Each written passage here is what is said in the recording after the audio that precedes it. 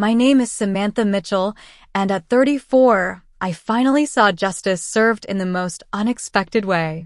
For years, my family told everyone I was a failure, a disappointment who could never measure up. They had no idea I had just been appointed chief of surgery at one of the most prestigious hospitals in the country. I kept my success a secret, tired of their dismissal. Then came the day my sister was hospitalized, and as I sat quietly beside her bed, enduring their usual cold treatment, a nurse walked in, bowed slightly, and said, "Hello, Chief of Surgery." Before I tell you how my entire family went pale learning who I really am, let me know where you're watching from and hit that subscribe button if you've ever had someone underestimate your potential. My love affair with medicine began when I was 7 years old. My grandfather needed heart surgery, and I remember sitting in the waiting room, clutching a children's book about the human body. When the surgeon came out to speak with us, I was mesmerized. He seemed like a superhero in a white coat, and in that moment, I knew what I wanted to be when I grew up. "I'm going to be a doctor," I announced proudly on the car ride home. My father glanced at me in the rearview mirror and chuckled. "That's a nice dream, Sammy, but it takes a special kind of person to become a doctor. It's very difficult." Beside me, my sister Emily, only 5 at the time, declared, "I want to be a doctor too." "Now that I can see," my mother said, reaching back to pat Emily's knee. "You've got the brains for it, sweetheart." That was my first taste of the family dynamic that would define my childhood. Emily was the golden child, bright, charismatic, and, according to my parents, destined for greatness. I was the steady, reliable one who should set realistic goals. My father, Richard Mitchell, was a business executive who valued status and appearances above all else. He'd built himself up from middle-class roots and was determined his family would reflect his success. My mother, Diana, was a former beauty queen who had once dreamed of becoming a model before settling for marriage and motherhood. Together, they created a household where achievements were measured by how impressive they sounded at cocktail parties. Emily learned early to play to this audience. She was theatrical and demanding of attention, quick to showcase her accomplishments and equally quick to make excuses for her failures. I was quieter, more determined, and less interested in the spotlight, traits my parents interpreted as a lack of ambition. By the time I was 10, the pattern was firmly established. Emily's birthday parties were elaborate affairs with professional entertainment and custom cakes. Mine were afterthoughts, usually celebrated with a store-bought cake and whatever gifts my parents had hastily purchased. When I brought home straight as in middle school, my father nodded absently. "That's nice, Samantha." When Emily managed to pull her grades up from CS to BS, they took her out for a special dinner to celebrate her remarkable improvement. I learned to find validation elsewhere. While my parents were busy attending Emily's dance recitals and school plays, I buried myself in science books. I dissected frogs in the garage and conducted simple chemistry experiments. I watched medical documentaries when everyone else was asleep. I was building my foundation brick by brick, even as my family assumed I was simply passing time. My saving grace came in the form of Mr. Daniels, my high school biology teacher. He caught me staying after class one day to examine slides under the microscope. "You've got a good eye," he said, peering over my shoulder. "And better technique than most of my senior students." It was the first time an adult had recognized my potential in the field I dreamed of entering. Mr. Daniels became my mentor, providing advanced reading materials and writing me a glowing recommendation for college. "You're going to make an exceptional doctor someday," he told me when I was accepted to pre-med. "Remember me when you're changing the world." I nearly cried. Someone believed I could do it. At home, the response was predictably lukewarm. "Pre-med?" My father frowned at my acceptance letter. "That's a tough road, Samantha. You know most pre-med students don't actually make it to medical school, right?" "I know, Dad. But I'm going to be one of the ones who does." Well, my mother interjected, at least you'll have a good education to fall back on when you decide on something more suitable. They agreed to pay for my education, but their subtle undermining continued. Every phone call included questions about whether I was still enjoying my classes, as if medicine were a phase I would eventually outgrow. Every holiday break brought comments about how tired I looked, how maybe I was pushing myself too hard for something that might not be meant to be. Meanwhile, Emily was thriving in the attention department. If I mentioned an interesting lecture I'd attended, she'd interrupt with a story about the party she'd gone to where she'd met the son of a hospital administrator. My parents would immediately pivot to her tale, relieved to escape the boring details of my academic pursuits. By the time I reached my senior year of high school, I'd learned to keep my dreams close to my chest. I stopped sharing my achievements, my hopes, my plans. I built a private world where I could nurture my ambition without the constant weight of their doubt. The night before I left for college, I sat alone in our backyard, looking up at the stars. I made myself a promise. Someday I would be undeniable. Someday I would force them to see me. I just didn't know how many years and how much pain would pass before that day arrived. Getting accepted to Princeton's pre-med program should have been cause for celebration. Instead, my parents' response was a mixture of surprise and concern. Princeton? My father raised his eyebrows over his reading glasses. That's going to be expensive, Samantha. Are you sure this is the path you want to take? There's no shame in starting at community college if you're not completely certain. I am certain, I replied, clutching my acceptance letter. And I got a partial scholarship. Well, that helps, my mother said, though her tone suggested it didn't help enough. We just don't want you taking on debt for something that might not work out. They eventually agreed to cover what my scholarship didn't, though every tuition payment came with subtle reminders of their sacrifice and warnings about the difficulty of the path ahead. My father regularly sent me articles about the high dropout rate for pre-med students and the grueling lifestyle of medical residents. I threw myself into my studies with an intensity that surprised even me. While other freshmen were exploring campus life, I was establishing relationships with professors and securing research positions. I didn't mind missing parties. Each perfect exam score was its own reward. Each glowing evaluation from a professor another brick in the foundation of my future. During my sophomore year, Emily announced she was also interested in pursuing medicine. Our parents' reaction was immediate and enthusiastic. Like father, like daughter, my dad exclaimed, though he had never been in medicine. You've got the Mitchell determination. They never mentioned that I had blazed this trail first. When Emily was accepted to Rutgers with a modest scholarship, my parents threw her a party, inviting extended family and friends. My uncle clapped me on the shoulder during the celebration. Looks like your little sister is following in your footsteps, he said. Maybe you two will open a practice together someday. My mother overheard and laughed. Oh, Samantha's still figuring things out. Emily's always known exactly what she wanted. I bit my tongue so hard, I tasted blood. Visits home became increasingly difficult. Every achievement I mentioned was met with polite nods and quick changes of subject. When I was accepted into a competitive summer research program, my mother responded by showing me Emily's latest Instagram posts, where she was volunteering at a local clinic. She's already getting hands-on experience, my mother said proudly. She's always been so good with people. The implication was clear.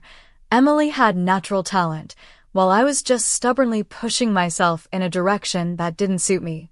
Thankfully, college provided me with something my home never had, genuine support.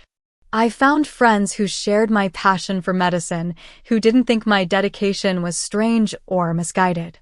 I met professors who recognized my potential and pushed me to reach even higher. Most importantly, I met Dr. Catherine Reynolds, a brilliant neurosurgeon who became my mentor during my junior year.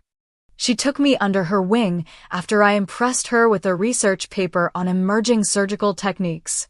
You have the mind of a surgeon, she told me during one of our monthly coffee meetings. Methodical, precise, and innovative. Don't let anyone convince you otherwise.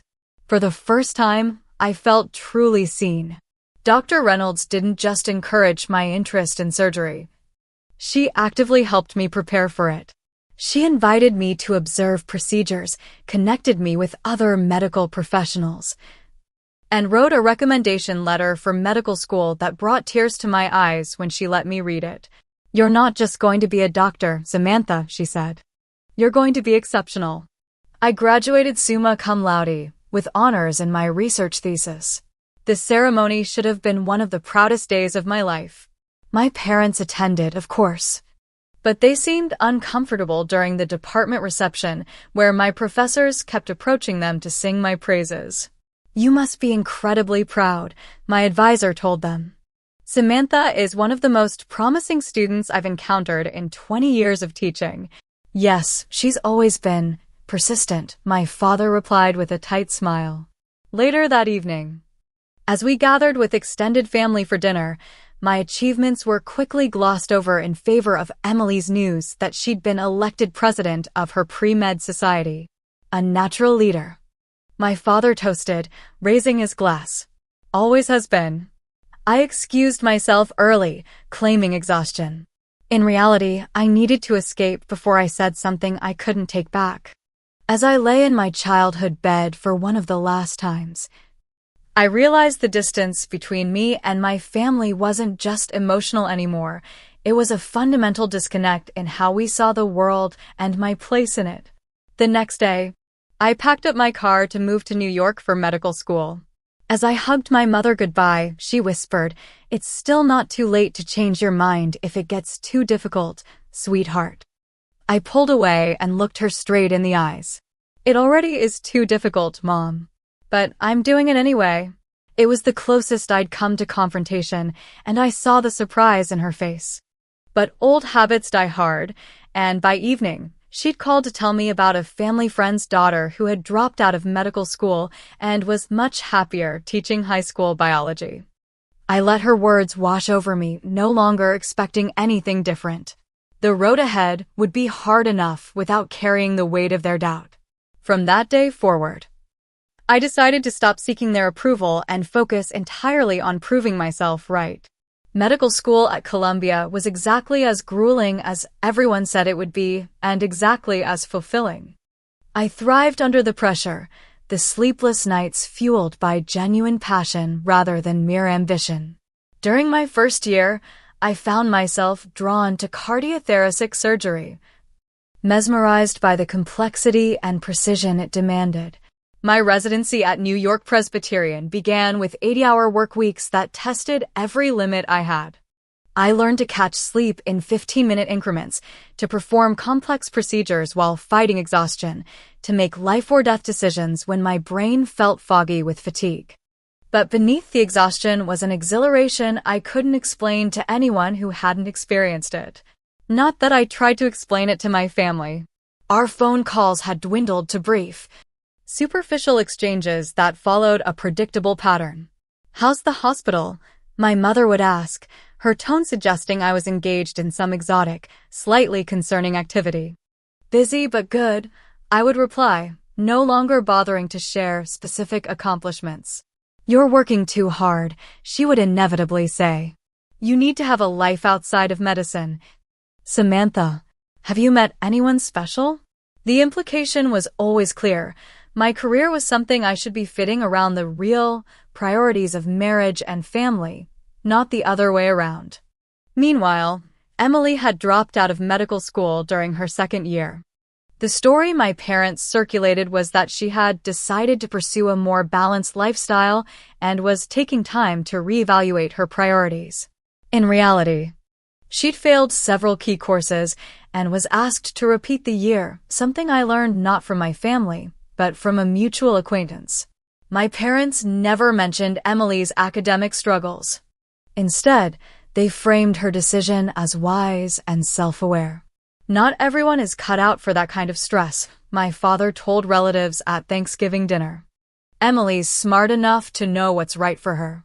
When my aunt asked how I was doing in my residency, my mother jumped in before I could answer. Samantha's still plugging away, she said with a sigh that conveyed both martyrdom and doubt. We worry about her, of course. She's always been so intense. I excused myself to help in the kitchen, but not before hearing my father add, the medical field has such a high burnout rate.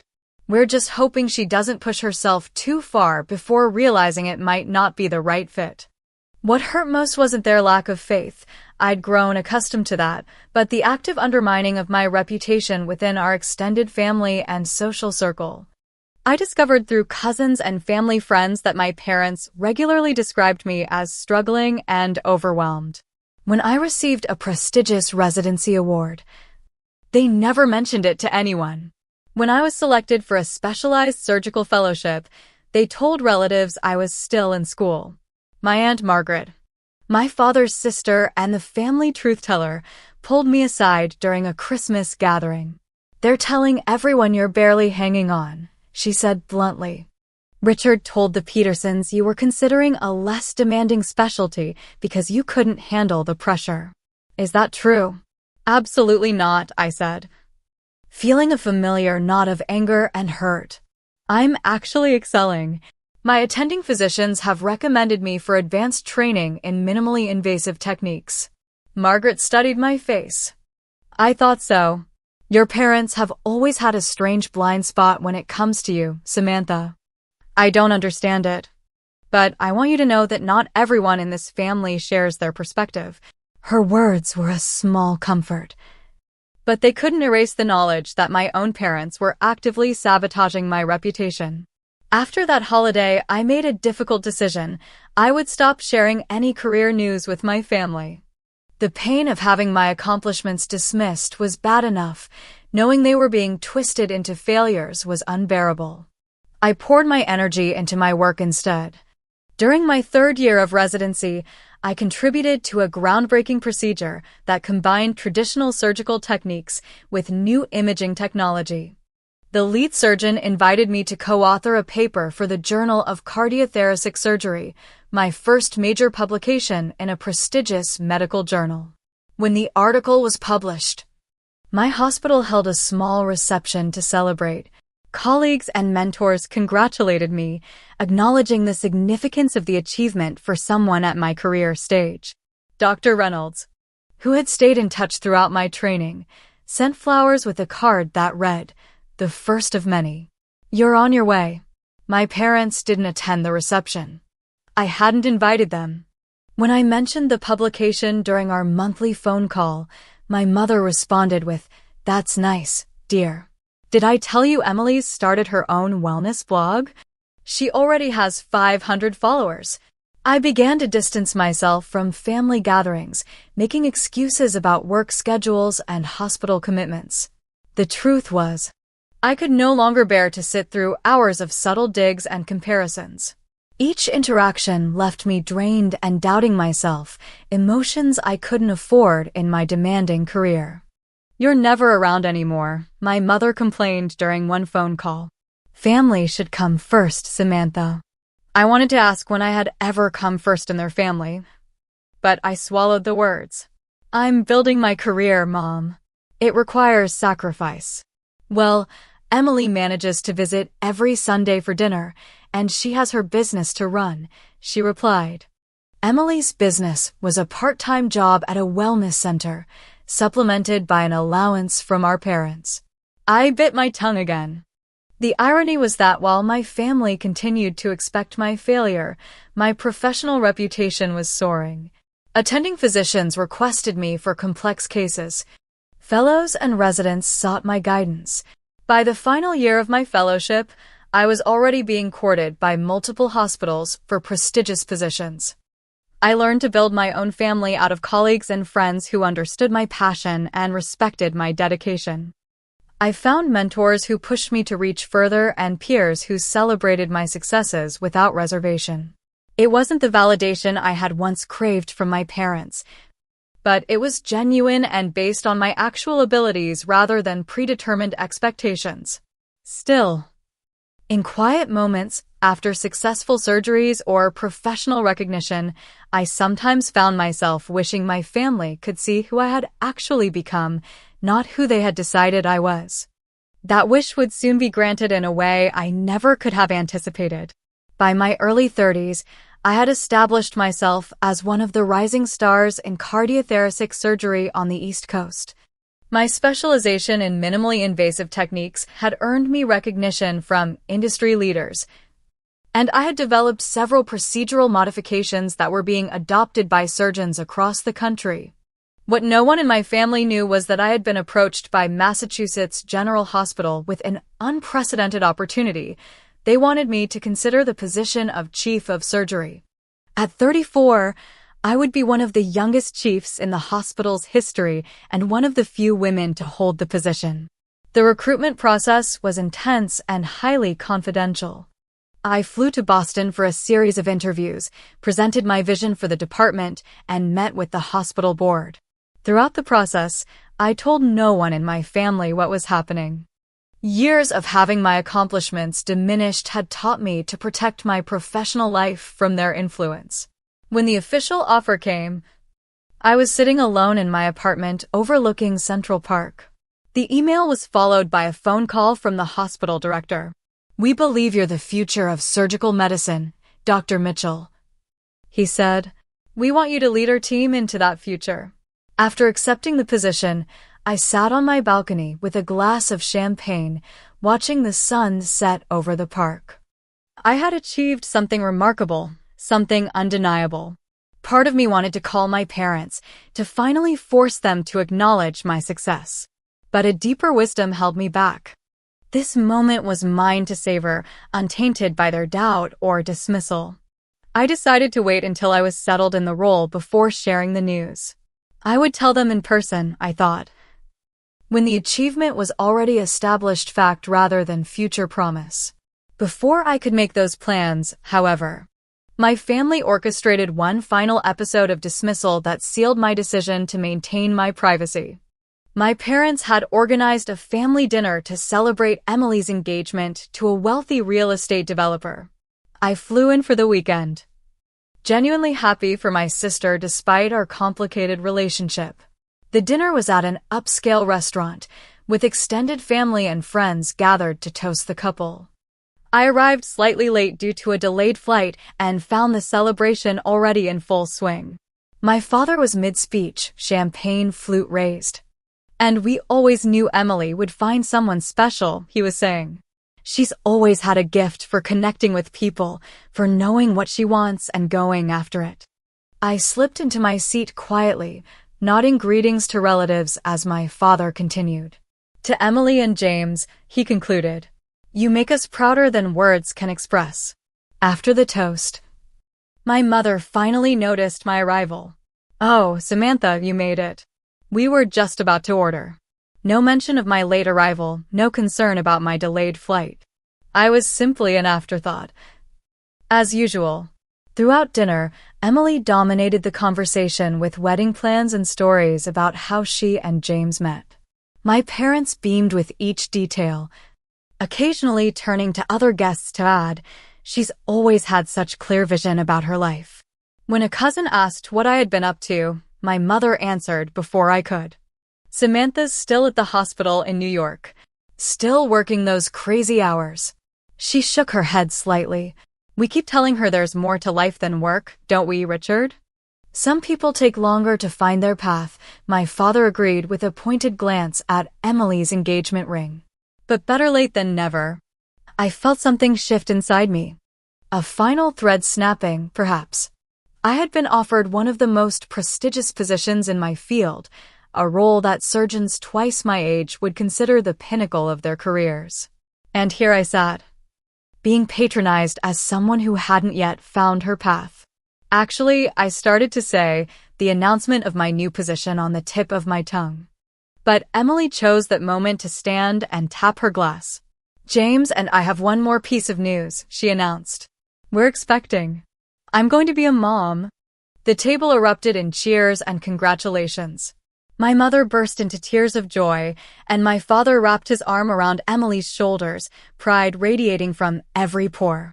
In the commotion, no one noticed that I hadn't finished my sentence. No one cared what news I might have had to share. In that moment, I made my decision. They would learn about my achievement when they couldn't ignore or diminish it. The next morning, as I prepared to return to New York, my mother cornered me in the guest room. "You should learn from your sister, Samantha," she said, folding a towel that didn't need folding. "Emily understands what really matters in life. It's not too late for you to focus on building a family instead of just a career." I looked at her, this woman who had never seen me clearly, and felt a strange sense of peace. "I'm very happy with my life, Mom," I said simply. "Are you? You work all the time. You barely visit. You don't have a partner or children. That's not much of a life." I picked up my suitcase. "It's my life. And it's a good one." She shook her head, the familiar expression of disappointment settling on her features. "We just want what's best for you." "No," I replied quietly. "You want what you think is best for me. There's a difference."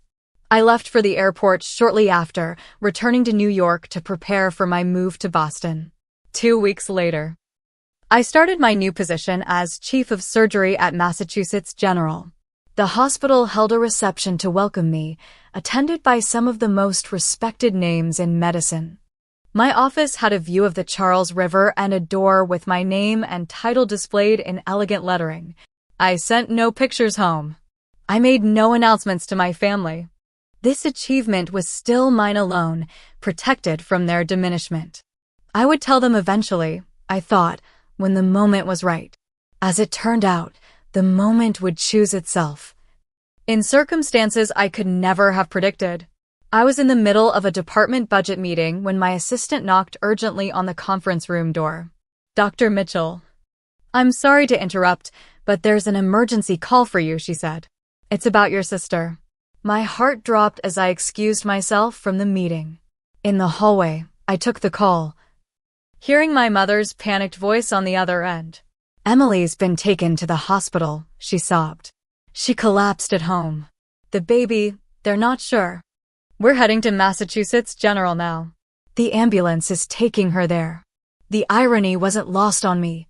Of all the hospitals in Boston, my sister was being brought to mine. I assured my mother I would meet them there and hurried to the emergency department.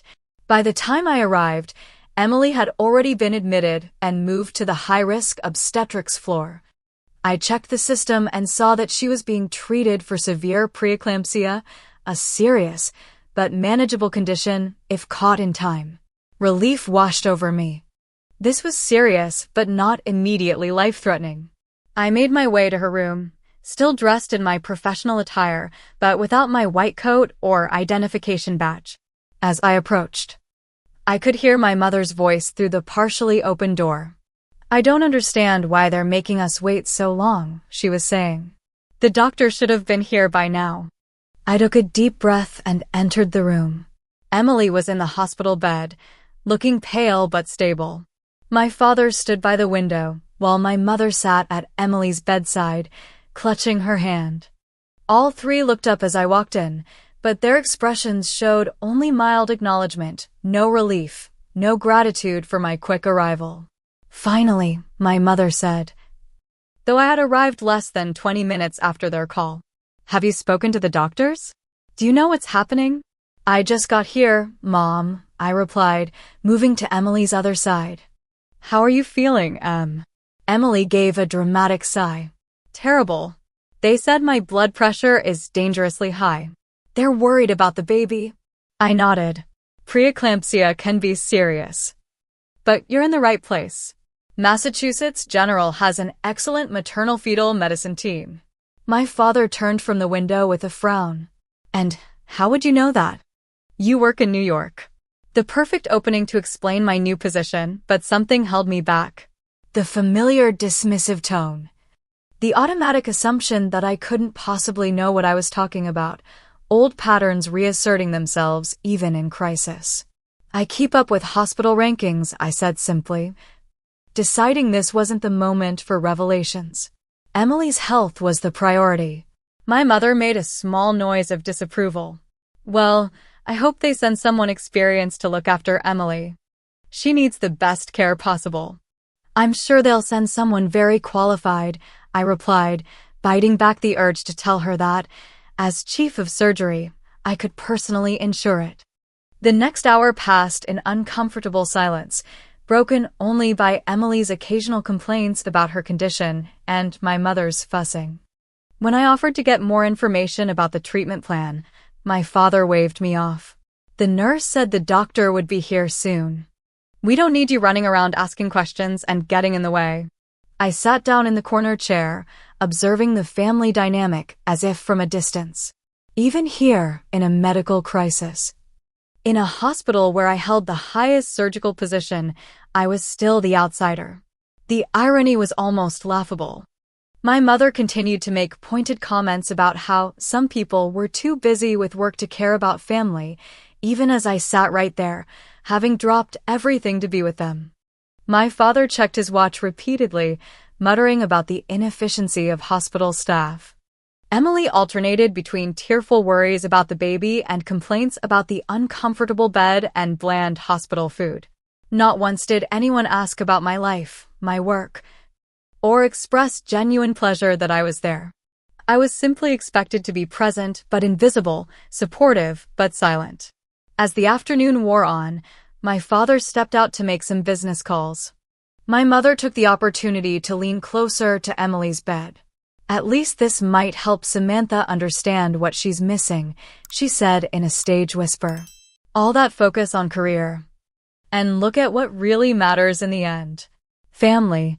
I remained silent, watching Emily nod in agreement, both of them seemingly forgetting that my career was dedicated to saving lives, including, potentially, Emily's and her baby's.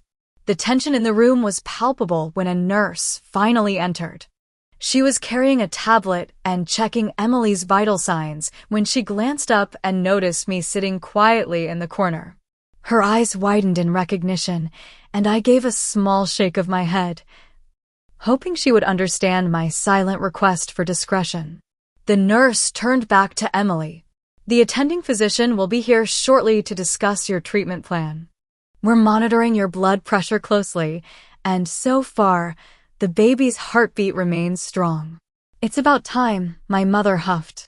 We've been waiting for hours. Actually, it's been approximately 70 minutes since admission, the nurse corrected politely. Dr. Bennett is one of our top maternal-fetal specialists. My mother sniffed, unimpressed.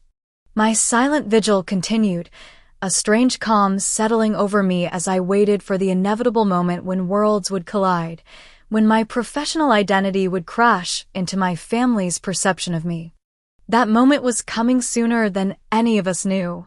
The door to Emily's hospital room swung open and Nurse Jackson returned, this time accompanied by a young resident I recognized as Dr. Patel from the obstetrics department. They were checking Emily's chart when Nurse Jackson glanced up and saw me again. What happened next seemed to unfold in slow motion. The nurse straightened her posture, a look of professional respect replacing her earlier casual demeanor. She stepped away from Emily's bed and walked directly toward me, stopping a respectful distance away. Then, to the astonishment of everyone in the room, she gave a slight, deferential bow. "Hello, Chief of Surgery," she said clearly. "I didn't realize you were already here with the patient. Dr. Bennett is on her way to consult." The silence that followed was deafening. I could almost hear the mental gears turning as my family processed what they'd just heard. Emily's mouth fell open, her usual dramatic flair failing her in genuine shock. My father, who had just returned from making his calls, froze in the doorway, his phone still in his hand. My mother looked from the nurse to me and back again, her expression shifting from confusion to disbelief. "There must be some mistake," she finally said with a nervous laugh. "My daughter works at a hospital in New York." "She's not. She can't be." Nurse Jackson looked confused. Dr. Samantha Mitchell has been our chief of surgery for the past 3 months, she stated matter-of-factly. One of the youngest chiefs in the hospital's history. All eyes turned to me.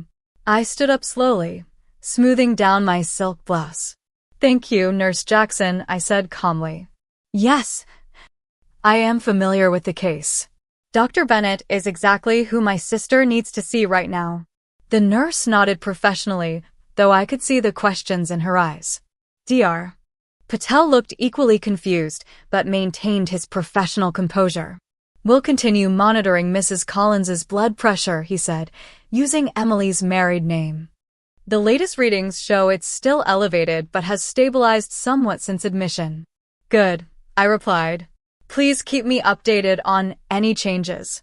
As the medical staff turned their attention back to Emily, I watched my family's reactions unfold. Emily's shock had morphed into something more complex, a mixture of surprise, confusion, and what looked almost like betrayal, as if my success were somehow an act of aggression against her. My father had moved from the doorway to stand beside my mother, his expression hardening into something defensive. My mother simply stared at me as if seeing a stranger. "Chief of surgery," she finally whispered. "But you never said anything. Would it have mattered if I had?" I asked quietly. Before she could answer, the door opened again, and Dr. Bennett entered. She was one of our most respected specialists, a woman in her 50s with a commanding presence and exceptional clinical skills. She spotted me immediately. "Dr. Mitchell," she said with genuine warmth. "I didn't expect to see you here today." "Family emergency," I explained. "This is my sister, Emily Collins." Dr. Bennett's eyebrows rose slightly as she made the connection. "I see. Well, she's in good hands here." She turned to Emily with a reassuring smile. "Mrs. Collins, I've reviewed your case. The preeclampsia is concerning but manageable. We'll need to keep you hospitalized for monitoring until your blood pressure stabilizes." Emily, still processing the revelation about my position, simply nodded. "Dr. Mitchell, Dr. Bennett continued, addressing me professionally. "Based on the initial assessment, we're considering beginning magnesium sulfate as a precaution against seizures. Given your sister's current condition, would you concur?" The room seemed to hold its breath as Dr. Bennett deferred to my medical opinion, an unmistakable acknowledgement of my authority and expertise. "Yes," I replied after a moment's consideration. "That seems appropriate given the severity of her symptoms. I'd also suggest continuous fetal monitoring for the next 24 hours at minimum." Dr. Bennett nodded her agreement. "Exactly what I was thinking. I'll order that right away." My father finally found his voice. "Now wait just a minute," he interjected. "Are you saying my daughter is making medical decisions about her sister? Isn't that some kind of conflict of interest?" Dr. Bennett looked surprised. "Mr. Mitchell, your daughter is one of the most respected surgeons in the country. While obstetrics isn't her specialty, her medical opinion is highly valued. However, I am the attending physician and will be making all final treatment decisions." She turned back to me. "Will you be staying for the treatment discussion?" "Yes," I said, meeting my father's gaze steadily. "I'd like to hear the full plan." As Dr. Bennett began explaining Emily's treatment in detail, other hospital staff filtered in and out of the room. Each one acknowledged me with the same respect, Dr. Mitchell, or Chief, creating an undeniable picture of my professional standing. My mother, who had been uncharacteristically silent, suddenly reached for my hand. "Why didn't you tell us?" she asked, her voice small. I gently withdrew my hand. "When have you ever truly wanted to hear about my success, Mom?" Her face flushed. "That's not fair. We've always supported you." From the bed, Emily made a scoffing sound. All eyes turned to her. "Oh, come on," she said, some of her usual dramatic flair returning. "We all know Samantha was never the favorite. You guys made that pretty clear."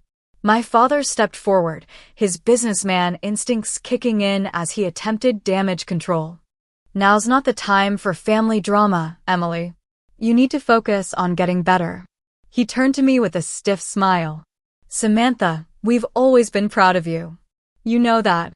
We just worried about you working too hard. The practiced ease of his revisionist history was almost impressive. In any other circumstance, I might have let it pass. Might have accepted this meager olive branch for the sake of peace. But standing in my hospital, surrounded by colleagues who respected me for exactly the qualities my family had always dismissed, I found I no longer needed to compromise. No, I said simply. You weren't proud of me. You were waiting for me to fail. Dr. Bennett, sensing the tension, tactfully excused herself. I'll check back in an hour. The nurse will start the magnesium sulfate immediately. As the door closed behind her, my father's facade cracked. That's ridiculous. We always supported your interests. My interests? I repeated. You mean my career? The one you told everyone was falling apart? The one Mom suggested I should abandon just yesterday to focus on building a family? My mother had the grace to look embarrassed. We didn't know you were so successful. That's exactly the point, I replied. You never asked. You never wanted to know. You decided years ago who I was and what I was capable of, and you never bothered to update that assessment, even when the evidence was right in front of you. Emily, never one to stay out of the spotlight for long, interjected. Well, you could have told us you were some big-shot doctor. It's not like we wouldn't have been happy for you. I looked at my sister. Really looked at her and felt a surprising wave of compassion. Emily had been shaped by our parents' expectations just as much as I had, just in the opposite direction. She had been told she was exceptional for so long that she'd never had to prove it. What might she have accomplished if she'd been held to higher standards? I'm not some big-shot doctor, I said quietly. I'm chief of surgery at one of the country's top hospitals. I've published over 30 papers in major medical journals. I've developed surgical techniques that are being taught across the country. And none of you know any of that because none of you ever really wanted to know who I actually am. The silence that followed was profound. My father stared out the window, his jaw working. My mother twisted her wedding ring, tears welling in her eyes. Emily looked down at her hospital blanket, unusually subdued. The moment was interrupted by a knock at the door. Dr. Patel returned with a nurse to begin Emily's treatment. As they set up the for the magnesium sulfate, I stepped back, watching my family process what had just happened. In that moment, standing in my hospital, watching my colleagues care for my sister, I realized I had finally achieved what I had promised myself under the stars all those years ago. I had become undeniable. Emily remained in the hospital for 5 days. Her condition stabilized. The baby was deemed healthy, and she was eventually discharged with instructions for careful monitoring throughout the remainder of her pregnancy. Throughout her stay, I visited daily, balancing my duties as chief of surgery with my role as her sister. The revelation of my position created a seismic shift in our family dynamic. Emily, surprisingly, was the first to adapt. On the 3rd day of her hospitalization, as I checked in during my lunch break, she looked up from her magazine with unusual seriousness. You must be really good, she said simply. Everyone here practically genuflects when you walk in. I smiled slightly. I work hard. Yeah, she replied, studying me. You always did. She hesitated, then added. I was jealous of you, you know. This caught me off guard. Jealous? Of me? Mom and Dad treated you like you hung the moon. Emily laughed without humor. They did. And it was nice, I guess. But I always knew I wasn't earning it. You built something real. Something they couldn't give you or take away. She rubbed her pregnant belly absently. I never had that. It was perhaps the most honest conversation we'd ever had.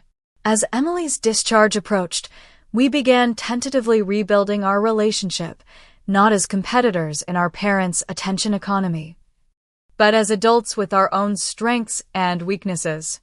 My parents' adjustment was more complicated. My father attempted to rewrite history, claiming he had always believed in me but had simply been pushing me to excel with his doubt. My mother vacillated between pride in my accomplishments and hurt that I had kept them secret. "We're your family," she said during a private moment in my office where she had asked to speak with me. Families shouldn't have secrets.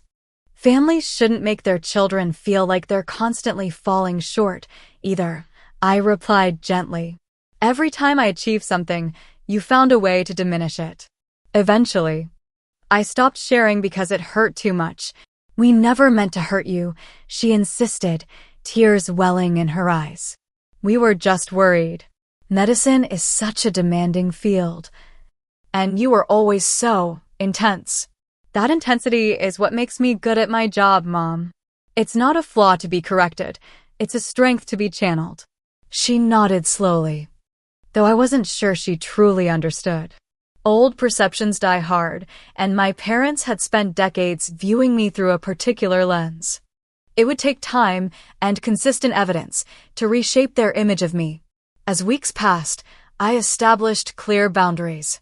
I declined their initial flood of invitations to family events, explaining that my schedule as chief of surgery was demanding and inflexible. When I did accept an invitation for Sunday dinner a month after Emily's hospitalization, I left when my father began introducing me to neighbors as our daughter, the doctor with the same tone he might have used for our daughter. The circus performer, technically accurate but tinged with subtle disbelief. "I've worked hard to earn my position and the respect that comes with it," I explained as I collected my coat. "When you're ready to respect it too, we can try this again." My Aunt Margaret called the next day. "Good for you," she said without preamble. "Richard's been getting away with that condescending attitude for years. It's about time someone called him on it." Gradually, tentatively, a new family dynamic began to emerge. My parents learned that my success wasn't a phase or a fluke, but a sustainable reality. Emily, to everyone's surprise, including possibly her own, developed a genuine interest in patient advocacy after her experience and began volunteering at a support group for high-risk pregnant women. 6 months after the incident, as my family now referred to it, I invited them to the hospital's annual fundraising gala. I was being honored for pioneering a new minimally invasive cardiac procedure, and I decided it was time for them to see me in my professional element. The evening was transformative. My parents watched as hospital board members, renowned physicians, and grateful patients approached me with genuine respect and admiration. They listened as the hospital director described my contributions to the field.